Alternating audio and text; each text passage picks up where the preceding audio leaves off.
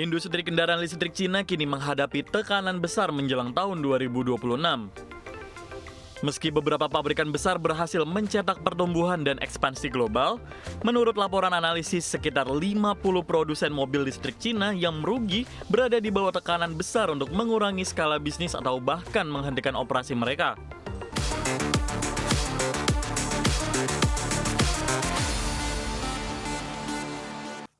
Kembali bersama kami, pemirsa. Industri kendaraan listrik China kini menghadapi tekanan besar menjelang tahun 2026. Meski beberapa pabrikan besar berhasil mencetak pertumbuhan dan ekspansi global, kenyataan persaingan pasar membuat banyak pemain kecil berada di ujung kritis. Industri kendaraan listrik Cina kini menghadapi tekanan besar menjelang tahun 2026. Meski beberapa pabrikan besar berhasil mencetak pertumbuhan dan ekspansi global, menurut laporan analisis sekitar 50 produsen mobil listrik Cina yang merugi berada di bawah tekanan besar untuk mengurangi skala bisnis atau bahkan menghentikan operasi mereka. Salah satu faktor yang memperberat kondisi ini adalah kebijakan insentif pemerintah yang mengalami penurunan. Subsidi tunai dan pembebasan pajak pembelian yang selama ini mendorong penjualan kendaraan listrik kini dikurangi sejak awal 2026. Hal ini membuat biaya bagi produsen dan konsumen meningkat sehingga daya tarik pasar kendaraan energi baru menurun. Tekanan kompetisi juga semakin tajam akibat perang harga yang berlangsung antar produsen. Pabrikan besar yang mampu mempertahankan efisiensi produk dan penetrasi pasar global kini memiliki peluang lebih kuat bertahan. Sementara itu, merek-merek kecil yang belum stabil secara finansial menghadapi risiko kekurangan dana operasional dan penurunan minat konsumen. Para analisis menilai hanya perusahaan yang mampu berinovasi serta menawarkan produk menarik bagi konsumen muda yang memiliki peluang bertahan di tengah tantangan industri ini. Dengan situasi pasar yang terus berubah dan tekanan biaya yang meningkat, industri kendaraan listrik Cina kini memasuki fase seleksi alam bisnis. Puluhan merek diperkirakan akan berhenti beroperasi atau melakukan restrukturisasi besar di tahun 2026.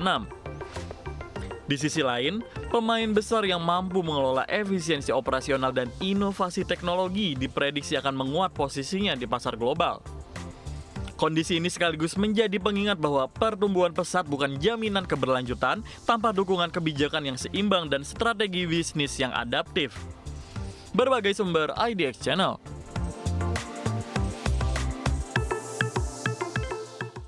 Honda Motor memperpanjang penghentian produksi di 3 pabrik mobilnya di China selama 2 pekan akibat kelangkaan semikonduktor.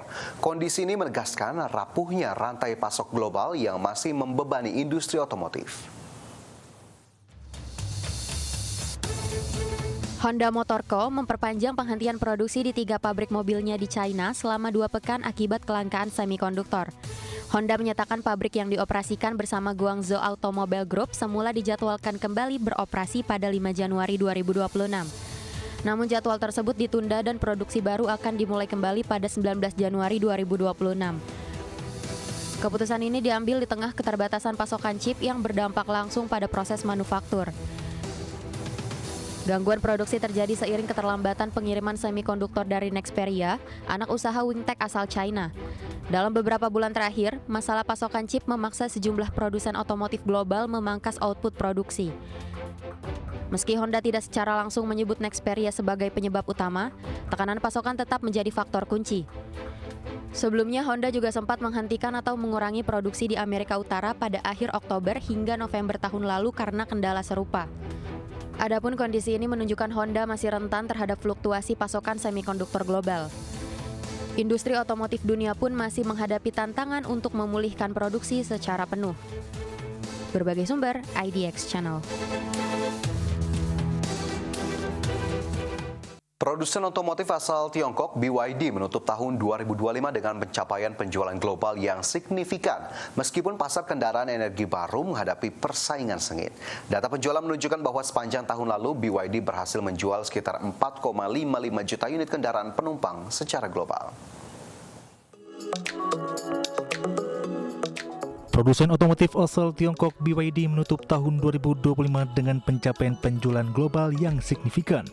Data penjualan menunjukkan bahwa sepanjang tahun lalu, BYD berhasil menjual sekitar 4,55 juta unit kendaraan penumpang secara global. Angka tersebut meningkat sekitar 7,1% dibandingkan tahun sebelumnya, meskipun laju pertumbuhan tidak setinggi prediksi awal. Pencapaian ini mencakup berbagai model kendaraan listrik baterai dan plug-in hybrid yang diproduksi oleh perusahaan. Dari total penjualan tahunan itu, lebih dari 2,25 juta unit merupakan kendaraan listrik baterai murni yang mengalami kenaikan hampir 28% dari tahun sebelumnya. Sementara untuk plug-in hybrid tercatat sekitar 2,29 juta unit yang turun sedikit dibandingkan periode sebelumnya. Komposisi ini menunjukkan bahwa permintaan terhadap kendaraan listrik murni semakin meningkat.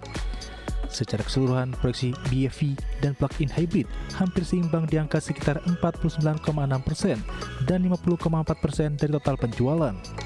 Tak hanya bertumpu pada pasar domestik, BYD juga mencatat lonjakan ekspor yang signifikan sepanjang tahun 2025. Untuk pertama kalinya, penjualan kendaraan BYD di luar Cina menembus angka lebih dari 1 juta unit, atau meningkat lebih dari 150% dibandingkan tahun sebelumnya. Pertumbuhan ekspor ini menjadi salah satu faktor pendorong utama peningkatan penjualan global meskipun tekanan persaingan lokal makin kuat. Momentum ini sekaligus menunjukkan bahwa ekspansi internasional BYD menjadi kunci strategi pertumbuhan di tengah dinamika industri otomotif global. Dengan pencapaian penjualan lebih dari 4,6 juta unit di sepanjang tahun 2025, BYD mempertegas posisinya sebagai salah satu pemain utama di sektor kendaraan energi baru global. Hasil itu menunjukkan kekuatan model dan strategi posisi BYD di pasar internasional. Perkembangan ini juga membuka peluang bagi perusahaan untuk memperluas jaringan penjualan dan produksi di berbagai negara. Kedepan, tantangan persaingan dan tren mobil listrik global akan menjadi fokus penting dalam strategi pertumbuhan BYD hingga tahun 2026. Berbagi sumber untuk ID Actiono.